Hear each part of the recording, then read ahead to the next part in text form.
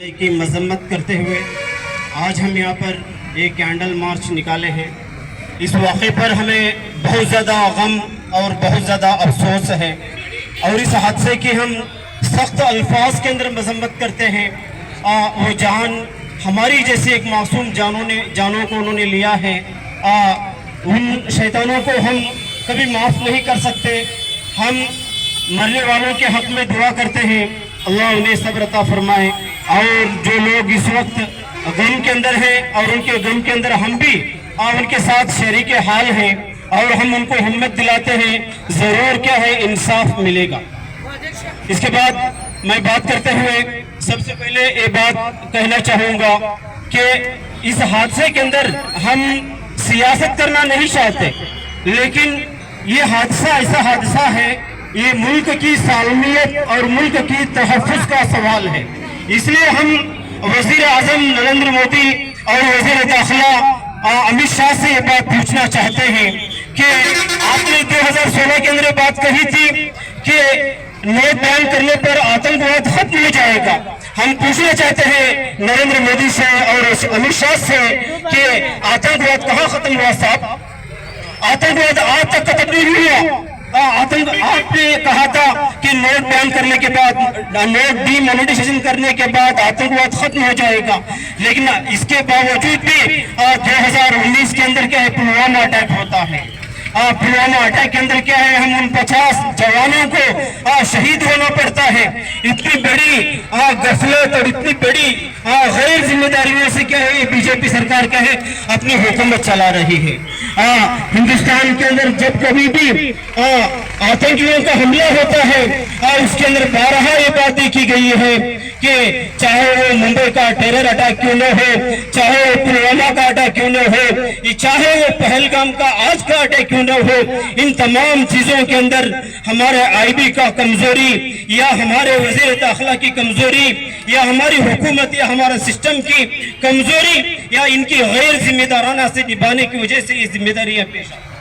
हम वज़ीर दाखिला अमित शाह साहब से पूछना चाहते हैं कि इतनी जानें चली गई है, इन जानों की कौन जिम्मेदारी लेंगे? क्या आप जिम्मेदारी लेंगे? अमित शाह साहब हम पूछते हैं क्या आप जिम्मेदारी लेंगे? अगर आपके अंदर एक जर्रा बराबर में अगर इंसानियत है तो अपनी जिम्मेदारी से आज ही इस्तीफा देकर के निकल जाए। अगर आपके हाथ से अगर मुल्क की हिफाजत नहीं कर सकते या मुल्क की लोगों की हिफाजत नहीं कर सकते तो आप इस्तीफा देकर निकल जाए, कोई और होगा इस मुल्क की तहफ़्फ़ुज़ करने के लिए। ये एक ही बात नहीं, इसके अलावा कल की बातों के अंदर जहां 1000 से ज्यादा टूरिज्म जमा होते हैं और कश्मीर का वो इलाका जो पाकिस्तान से सटीक एरिया होता है वहां पर हमेशा ये खतरा लगा रहता है। इस हाल के अंदर भी हमारे वहाँ BSF होती है, हमारे वहाँ मिलिट्री होती है, लेकिन कल के वक्त ही जो हादसा पेश आया उस वक्त हमारे सिक्योरिटी सिस्टम कहाँ गया था? सिक्योरिटी का कौन सा इसके अंदर गैर जिम्मेदारी थी? वो कौन सी गलती थी जिसकी वजह से 30 लोगों की जानें चली गई? ये किसकी जिम्मेदारी किसकी है? ये 56 इंच का सीना बताने वाले वज़ीर आज़म नरेंद्र मोदी, आप बताएं कि इतने लोगों की जो जानें चली गई, क्या आप अपनी जिम्मेदारी लेंगे इसके ऊपर? शर्म करो, शर्म करो, शर्म नहीं तो डूब मरो। दोस्तों, मैं ये कहना चाहूंगा कि जितनी भी जानें चली गई हैं उन लोगों के गम के अंदर हम हमेशा साथ रहेंगे। इंसाफ के साथ क्या है, इंसाफ मिले तब क्या है, हम इसको आवाज उठाते रहेंगे।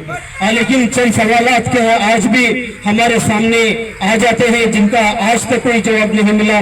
जिस तरह पुलवामा अटैक के अंदर कितने लोग, कौन लोग मुजरिम थे जिनकी कमजोरी की वजह से इतना बड़ा अटैक हुआ, जो 500 ग्राम RDX जो मुल्क के अंदर दाखिल हुआ और वो किस तरह दाखिल हुआ और इतना बड़ा अटैक क्यों नहीं हुआ, उसका कोई रिपोर्ट नहीं आई और उसके मुजरिमों को कोई सजा नहीं मिली। और आज जब पहलगाम के अंदर इतनी बड़ी अटैक हो रहा है और उसके अंदर भी वो हम ये कहना चाहेंगे वज़ीर आज़म नरेंद्र मोदी से और वज़ीर दाखिला अमित शाह साहब से, वो तमाम लोगों को क्या है गिरफ्त में लाए और इन उग्रवादियों को गिरफ्त में लाए और उनको ला कर क्या है फांसी की सजा तक क्या है उनको पहुंचाए।